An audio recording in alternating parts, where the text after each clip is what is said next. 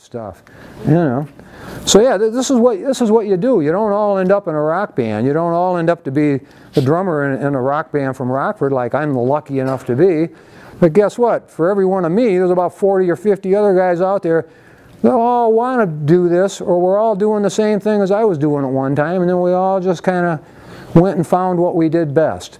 So I was that guy. I was one of you guys 50 years ago. I was going to see a band, bringing a pencil and a piece of paper with, getting an autograph, writing the songs down.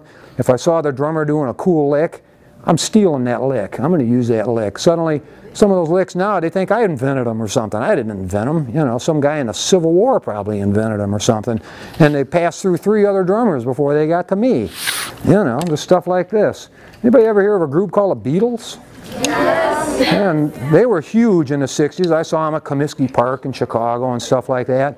In 1980, the guy that was the leader in the band, John Lennon, I got a phone call. I was like 28 years old, and they're like, John Lennon's coming out of retirement.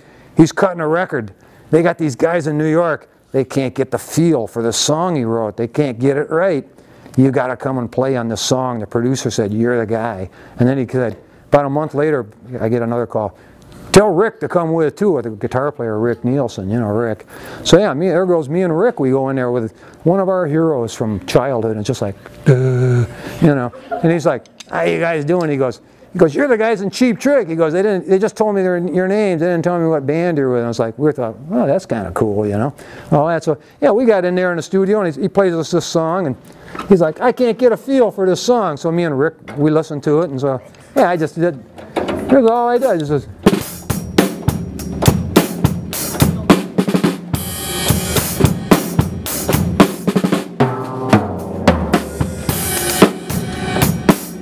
that's all I did. Guess what? I did it better than the guy from New York that they hired, that they gave a bunch of money to do it, the hired session man, and all kinds of stuff like that.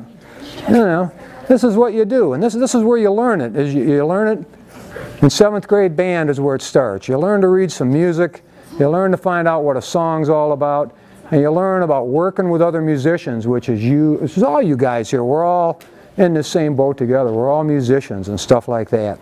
You know, so this is what I do, and this is why Mr. Gray asked me to come and talk to you guys, is because this stuff isn't a pie in the sky dream what I'm doing. This stuff is real. This is what I do, and if I do it, there's no reason why one of you guys can't do it too, and there's no reason why all you guys can't work in the music business if you want to someday. If you really love it, and you really like to do this stuff, and it's a pleasure to do it, well then it really isn't work too much. It turns into like a lot of fun and having a pretty decent time, and guess what? Someone's paying me to do it, you know, and suddenly, hey.